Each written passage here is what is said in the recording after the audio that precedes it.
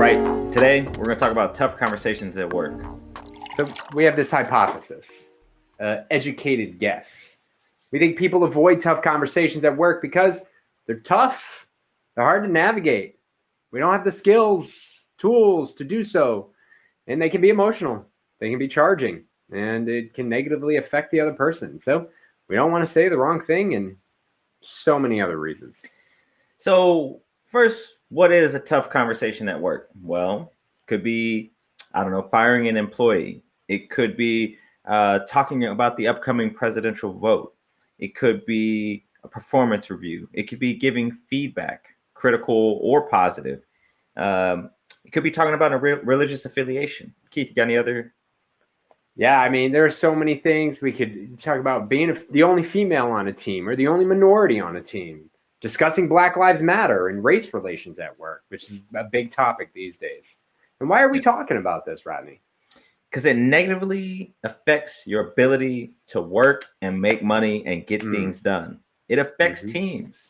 That's why we're talking about it. It can prevent sales.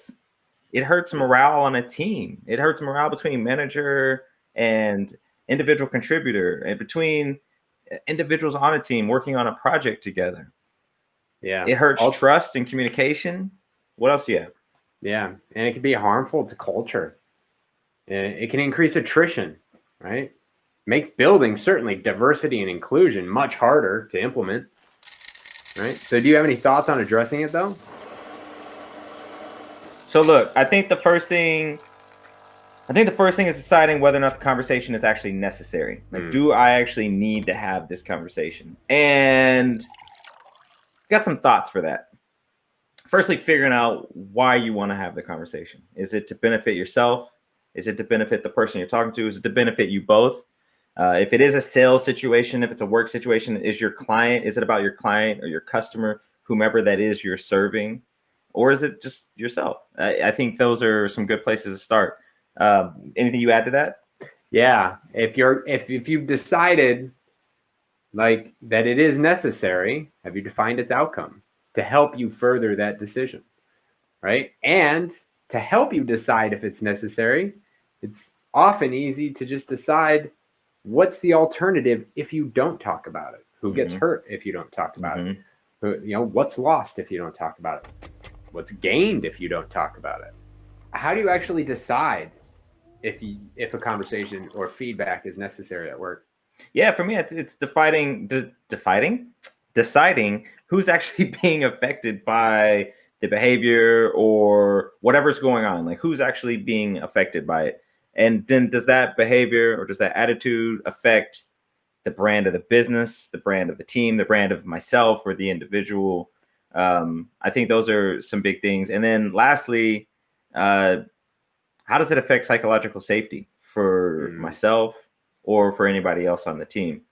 Do you have an example of a scenario that I do? This might play out? You're on a team, mostly white people, right? This never happened to you, Rodney. Nope. I imagine never. And someone on that team, especially when you're not around, says, "This is ridiculous. He only got hired because he's the black guy." Now, for you, maybe you overhear this. How would you decide if you should respond? So many factors. There's psychological safety, which we brought up earlier. There's actual job security and safety. Can I say something without putting my job at risk? There's political currency. There's social currency. There's, do I have enough emotional energy to even address this with this person right now? And then lastly, for me, it's like, do I even care? I'm more likely to respond if it's about somebody else having it said about them than if it's about me personally. But then, like, for you, if you say you're the white guy, like maybe it's just you one-on-one and somebody says it to you, how do you respond in that? I mean, it's still awkward, right? Well, yeah, I mean, it's a decision of a macro point or a job point, right? Like, what is the culture of the company? Is that just a reflection of everybody else around it? I would have to decide, like, what's more important and what's to be gained. Now, quite honestly, to be gained is the opportunity for someone to learn. Mm-hmm. So this particular situation, I would say something regardless of the culture, but I would also have to consider, like, what is the impact of this conversation? How do I want to have it? How are we going to drive it? Right. And really deciding, like, okay, regardless of the company culture, do I say it or don't I say it? Like, what's the impact? And really, at the end of the day, how would you feel if you knew it was said, right? So yes, there's a bigger macro point, but this is maybe directed at you, and maybe you overheard it, or I have a relationship with you, and maybe I bring it up to you first, and because you overheard it, right? There are a lot of factors to decide. At the end of the day, for this conversation, I would definitely bring it up regardless. Mm. But how I would bring it up, we'll talk about that another time. We'll bring it up another time. Thank you for joining us. This has been Empty Cup. Cheers.